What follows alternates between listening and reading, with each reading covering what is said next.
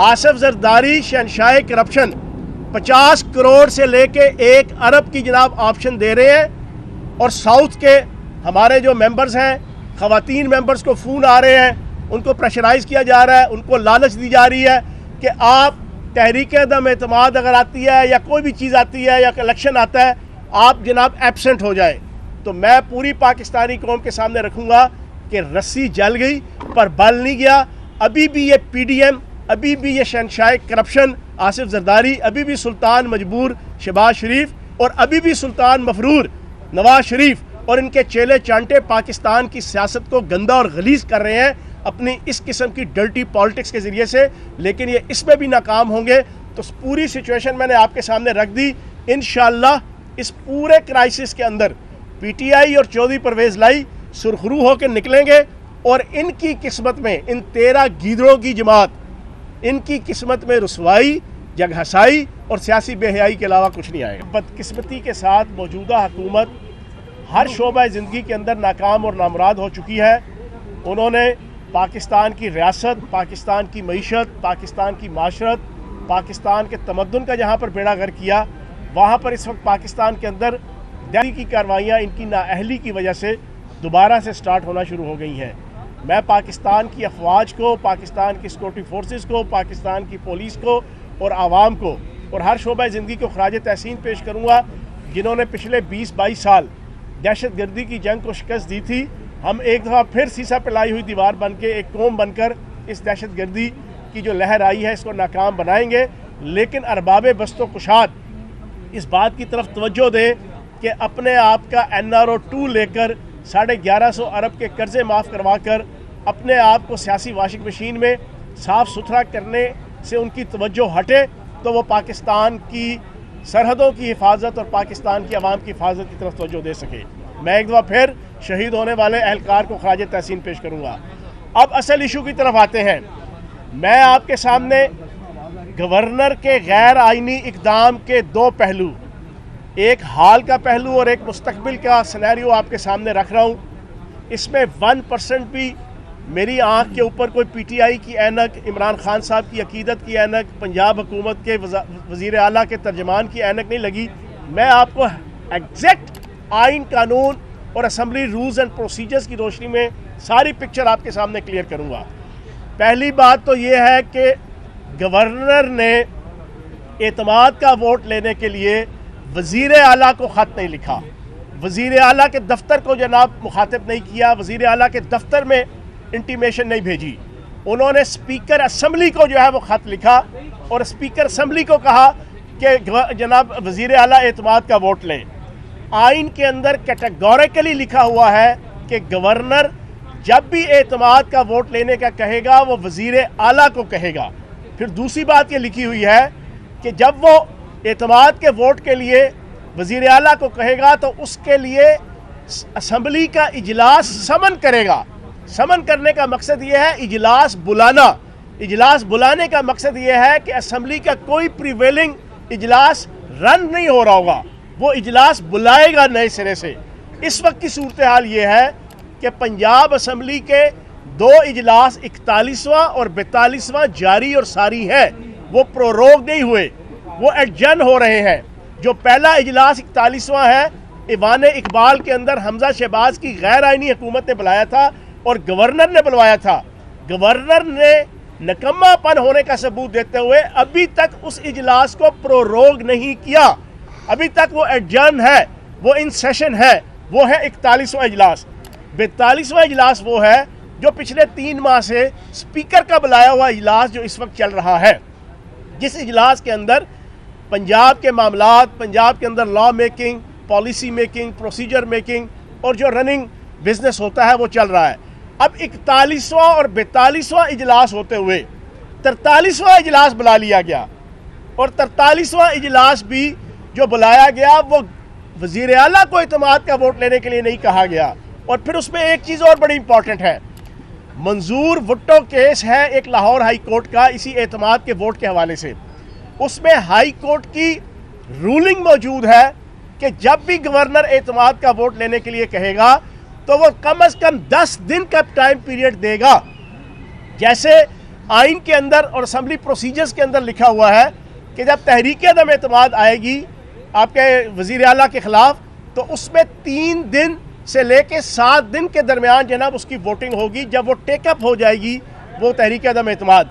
इसी तरीके से आइन के अंदर अगर कोई सुकम था, उस वक्त क्लैरिटी नहीं थी एतमाद का वोट लेने के हवाले से कि टाइम पीरियड क्या होगा, तो उस वक्त की लाहौर हाई कोर्ट ने जो रूलिंग दी थी, जो पाकिस्तान के कानून के मुताबिक जो आपकी आला अदलिया है, सुप्रीम कोर्ट और हाई कोर्ट, उनकी जो रूलिंग होती है, उनके जो फैसले होते हैं वो प्रॉपर कानून कंसिडर होते हैं। ये पाकिस्तान के अंदर ही नहीं, ये दुनिया की हर अदालती सिस्टम के अंदर होता है। तो जब हाई कोर्ट लाहौर ने 10 दिन का टाइम पीरियड कहा हुआ है कि जब भी गवर्नर एतमाद का वोट लेने के लिए वज़ीर आला को कहेगा, लेकिन यहाँ पर माल फंक्शनिंग और बैड प्रैक्टिसिंग ये की गई, इन्होंने 1 दिन का मार्जिन दिया। जिस दिन लेटर जारी किया स्पीकर को इल्लीगल, वज़ीर आला के बजाय स्पीकर को, उसमें भी सिर्फ 1 दिन का गैप करके उससे अगले दिन का इन्होंने कहा कि जनाब आप एतमाद का वोट लें। हालांकि सूरत हाल ये है कि हमारे कम अज़ कम 15-20 अरकान असम्बली हैं कि कोई उम्रे के लिए गया हुआ है, कोई बीमार है, कोई मुल्क से बाहर गया हुआ है, कोई किसी मुल्क के अंदर जनाब विजिट वीज़े पे गया हुआ है। अब लाहौर हाई कोर्ट के फैसले के मुताबिक ये 10 दिन का टाइम पीरियड होना चाहिए था। अब ये चीज़ें नहीं हुई। अब स्पीकर को जब खत गया है तो स्पीकर असम्बली ने rules and procedures Punjab assembly 1997, जिसके अंदर क्लियर कट लिखा हुआ है कि स्पीकर असम्बली की अथॉरिटी है कि वो एक्ट और वो मामलात और वो बिजनेस के जिसके अंदर क्लैरिटी ना हो, ना रूल्स के अंदर ना आइन के अंदर, तो उसकी जो रूलिंग है वो हरफे आखिर मानी जाएगी। ये assembly rules and procedures Punjab assembly 1997 के अंदर कैटेगोरिकली शिक मौजूद है। उसके तहत स्पीकर असम्बली ने रूलिंग दे दी कि जनाब गवर्नर का दिया हुआ ये खत, गवर्नर की तरफ से दिया हुआ ये हुक्म, गवर्नर की तरफ से दिया हुआ ये अमल, ये इल्लीगल है। वो रूलिंग उन्होंने दे दी। अब होना ये चाहिए था कि नून लीग, पीडीएम, वफाकी हुकूमत ये जाते लाहौर हाई कोर्ट, उनके पास जाके जनाब अपना रोना भी रोते और अपना केस भी लेके जाते। लेकिन हादसे से बड़ा सानहा ये हुआ, लोग ठहरे नहीं हादसा देखकर। इन्होंने एक गैर आइनी इकदाम को लेजिटिमेट करार देने के लिए, उसको प्रोटेक्शन देने के लिए दूसरा गैर आइनी इकदाम रात को किया, और वो इतना बड़ा ब्लंडर है कि उन्होंने जनाब डी नोटिफाई कर दिया। और भाई वज़ीर आला को आपने खत ही नहीं लिखा, वज़ीर आला के सेक्रेटेरिएट में, वज़ीर आला के दफ्तर में आपकी इंटीमेशन नहीं आई, जो आइन और कानून वाज़े तौर पे कहता है। जब आपने ऐसा एक्ट किया ही नहीं, गवर्नर ने मुखातिब किया ही नहीं वज़ीर आला को, उसको कहा ही नहीं, उसको हुक्म दिया ही नहीं, उसको ऑफिशियल लेटर लिखा ही नहीं, तो वो किस तरीके से जो है वो एक्ट करे। स्पीकर को कहा, स्पीकर ने अपनी राय दे दी रूलिंग दे के कि ये इल्लीगल है। अब ये तो है हालिया सारी सिचुएशन। अब फ्यूचर का सिनेरियो मैं आपके सामने रखूंगा, फिर उसके बाद सवाल जवाब हो जाएंगे। फ्यूचर का क्या सिनेरियो है? इस नोटिफिकेशन के मुताबिक भी वज़ीर आला पंजाब चौधरी परवेज़ लाई वज़ीर आला हैं, और हम भी ये कहते हैं कि हम इस नोटिफिकेशन को नहीं मानते। क्यों? कि हमारे बकौल जना कैबिनेट भी बहाल है और वज़ीर आला भी बहाल है। अब ये मामला चला गया कोर्ट में, कोर्ट इसका फैसला करेगी। मेरी अभी तक की इंफॉर्मेशन के मुताबिक सुबह एक बेंच था जस्टिस फारूक हैदर साहब का, उन्होंने इनकार कर दिया। अब कोई फुल बेंच की तश्कील हो चुकी है। अब उस फुल बेंच के अंदर दो चीज़ें हैं, दो ऑप्शंस होंगी, या हमारे हक में हो जाएगी या हमारे मुखालिफ हो जाएंगी। हमारे हक में होगी, ज़्यादा से ज़्यादा क्या होगा, वो बहाल कर देंगे चौधरी परवेज़ लाई साहब को भी और कैबिनेट को भी। अगर बहाल नहीं करेंगे या स्टे दे देंगे और वो बहाल हो जाएगी और केस चलेगा, या ये ऑप्शन होगा। उस सूरत के अंदर भी सिचुएशन वहीं की वहीं है जहाँ पहले कल रात से पहले खड़ी थी। दूसरी क्या सिचुएशन हो सकती है, ज़्यादा से ज़्यादा वो हमारे खिलाफ फैसला दे देंगे। हमारे खिलाफ फैसला क्या आएगा जी, चौधरी परवेज़ लाई साहब डी नोटिफाई हो गए। जब डी नोटिफाई हो गए तो जाहिर सी बात है फिर साथ ही शेड्यूल आएगा। शेड्यूल क्या आएगा? वजारत आला के इलेक्शन का। अब वजारत आला के इलेक्शन की सूरत हाल ये है कि 190 मेंबर हमारे हैं, उसमें से एक है लोटा आज़म दोस्त बाजारी, उसको अगर आप निकाल देंगे तो 189 है। अब 186 वोट लेकर वज़ीर आला बनना है तो चौधरी परवेज़ लाई साहब दोबारा वज़ीर आला बन जाएंगे 199 जनाब वोट लेकर 89। उसमें अब कौन सी कोई इतनी बड़ी साइंस है, या इतनी बड़ी कोई मुश्किल है, या इतना बड़ा कोई हर्डल है, या इतना बड़ा कोई बैरियर है, या इतना बड़ा कोई ऑब्स्टिकल है या इतनी बड़ी कोई रुकावट है। जब 189 हमारे पास है तो अगले इलेक्शन के अंदर हमारा बंदा बन जाएगा। क्या नेगेटिव इम्पैक्ट क्या है? जो अता तारण, बाबाए करप्शन, बाबाए मनी लॉन्ड्रिंग, 16वें ग्रेड का अफसर, दादा से लेके अब तक खरीदो फरोख्त, 2 नंबरी चक्करबाजी का जनाब एक महारत, एक लीगेसी लेते हुए यहाँ तक पहुँचा हुआ है। जो आइन की किताब हाथ में उठा के इंतहाई मनफी किस्म के, इंतहाई थर्ड क्लास किस्म के अशारे असम्बली के अंदर खड़े होकर करने का आदी है, उसने आज सुबह कहा कि पीटीआई के बहुत से अरकान हमारे साथ राब्ते में है। ये है अंदर की कहानी जो आज मैं आपके सामने क्लियर करना चाहता हूँ। जनाबे वाला सुप्रीम कोर्ट की जो चौधरी परवेज़ लाई साहब के इलेक्शन के वक्त हेयरिंग थी आज से 4 महीने पहले, उसमें क्लियर कट रूलिंग मौजूद है कि अब कोई भी पार्लिमानी पार्टी के फैसले के बरखिलाफ कोई मेंबर सूबाई असम्बली, कोई नेशनल असम्बली का मेंबर वोटिंग नहीं कर सकता। उसका वोट कंसिडर ही नहीं होगा अगर वो वोटिंग करेगा भी। तो ज़्यादा से ज़्यादा ये क्या करेंगे, जिसके लिए अब ये चीज़ें कर रहे हैं जो मैं आपके सामने पॉइंट आउट करना चाहता हूँ। आसिफ जरदारी शहंशाह करप्शन 50 करोड़ से लेके 1 अरब की जनाब ऑप्शन दे रहे हैं। और साउथ के हमारे जो मेंबर्स हैं, ख़वातीन मेंबर्स को फ़ोन आ रहे हैं, उनको प्रेशराइज़ किया जा रहा है, उनको लालच दी जा रही है कि आप तहरीक-ए-दम एतमाद अगर आती है या कोई भी चीज़ आती है या इलेक्शन आता है, आप जनाब एब्सेंट हो जाएं। तो मैं पूरी पाकिस्तानी कौम के सामने रखूँगा कि रस्सी जल गई पर बल नहीं गया। अभी भी ये PDM, अभी भी ये शहंशाह करप्शन आसिफ जरदारी, अभी भी सुल्तान मजबूर शहबाज शरीफ और अभी भी सुल्तान मफरूर नवाज शरीफ और इनके चेले चांटे पाकिस्तान की सियासत को गंदा और गलीज कर रहे हैं अपनी इस किस्म की डर्टी पॉलिटिक्स के ज़रिए से। लेकिन ये इसमें भी नाकाम होंगे। तो पूरी सिचुएशन मैंने आपके सामने रख दी।